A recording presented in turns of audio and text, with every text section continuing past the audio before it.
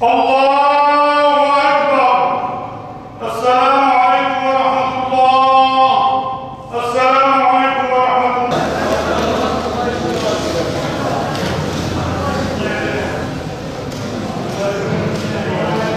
فإنهما عبدان مأموران سائلان عنك قائلان لك من ربك ومن نبيك وما دينك وما إمامك وما قبلة في القبور منها خلقناكم وفيها نعيدكم ومنها نخرجكم تارة أخرى.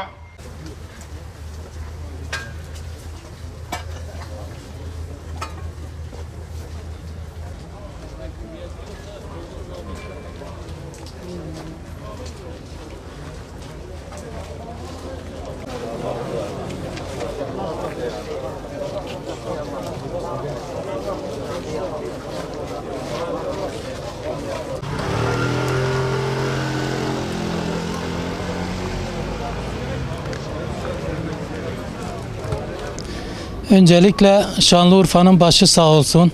Cenab-ı Allah rahmet eylesin. Mekanını cennet eylesin. Biz 1985-92 yılları arasında Şanlıurfa İmam Hatip Lisesi'ne gidiyorduk. Aziz Hoca'nın konferanslarıyla büyüdük. O zaman Aziz Hoca'yı hatırlıyorum, işte 90 yılında Ayasofya mitingine katılmıştı.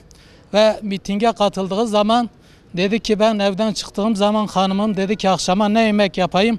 Ben dedim ki hanım eve dönmeyebilirim. Dolayısıyla dul kalmaya alış dedi. Ve Aziz hocamız gittiği yerlerde iman hakikatlerini anlattı. Hayat-ı sahabenin iman davasını anlattı. Dolayısıyla o abdesti bozan şeylerden önce imanı bozan şeyleri anlattı. Eğer bir kişide iman olmazsa onun abdesti ne kadar sağlam olursa olsun, yani iman bozuldu mu abdest de bozulur, ondan sonra hac da bozulur, oruç da bozulur. Dolayısıyla Aziz hocamız gerçekten Türkiye'nin medar iftiharı. Onun kıymetini, değerini ancak Mehmet Emin Yıldırım gibi hocalar bilir. Gerçekten Aziz hocamız hayat-ı sahabeyi tek tek adı gibi bilirdi. Yani hangi sahabe böyle kimin kardeşidir, kimin amcasının oğludur. Ben bir defasında böyle bir sahabe hakkında tereddüte düşmüştüm. Birçok kaynağa baktım. Bir sahabenin ismini merak ettim.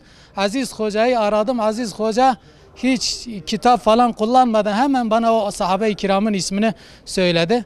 Gerçekten 1985-90 yılları arasında Et Balık Kurumu'nda Aziz hocamız her hafta bir tane sahabenin şeysini anlatırdı. Bir gün Hazreti Ömer'i, bir gün Hazreti Ali'yi, bir gün Hazreti Mus'ab bin Ömer'i, bir gün Hanzala'yı. Dolayısıyla onun kasetleri birçok dilden birçok memlekete gitti. Ve Aziz Hoca'nın bir özelliği vardı. Aziz Hoca Türkiye'nin çeşitli yerlerinde konferansa giderdi.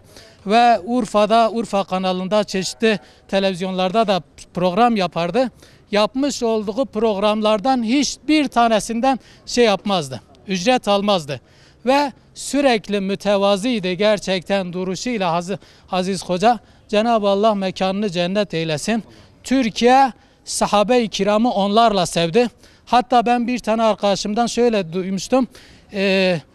Adıyaman'da bulunan Safvan bin Muattal radıyallahu anh'ın kabrini il müftülüğüne ilk kez o bildirdi. Dedi ki kaynaklarda Safvan bin Muattal radıyallahu anh şeyde vefat etmiştir Adıyaman'da.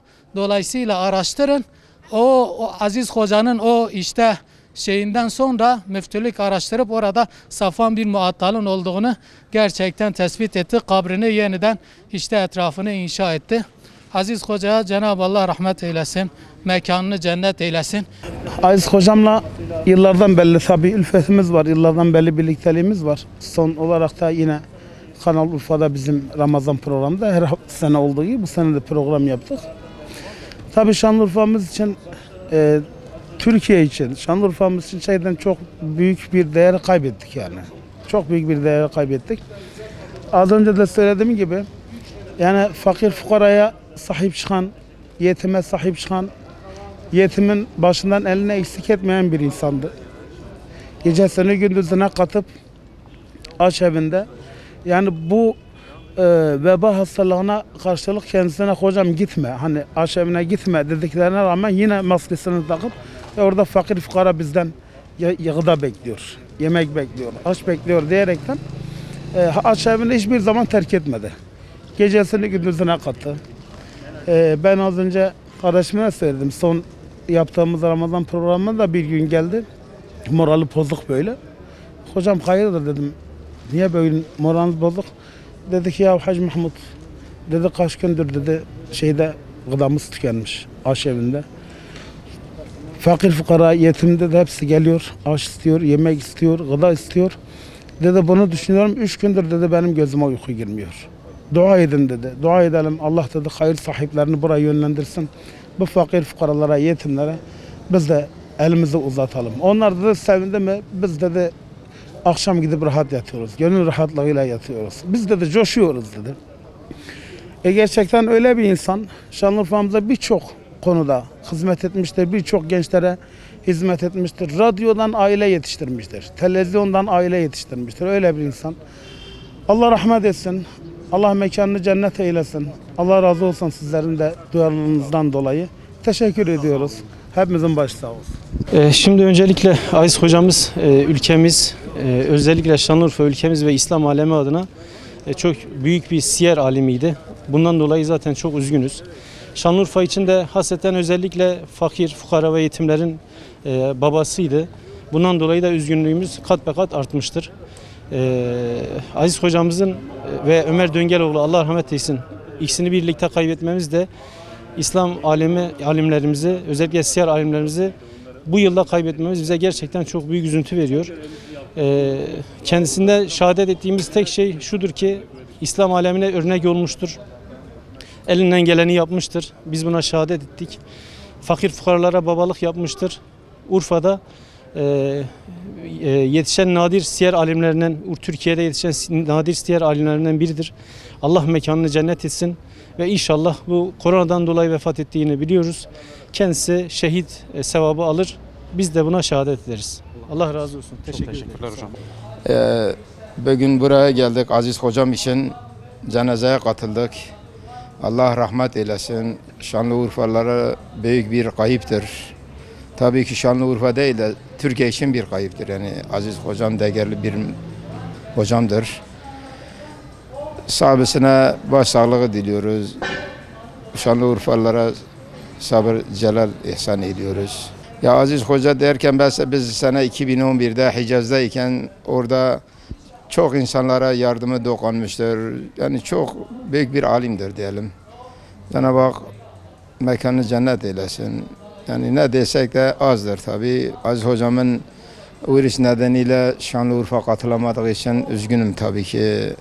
Cenaze namazına yüz binlerce kişi katılması lazımken bu virüsten dolayı az bir insan katılmıştır. Tabii herkesten Allah razı olsun. Aziz hocam çok bir kayıptır ne diyelim yani.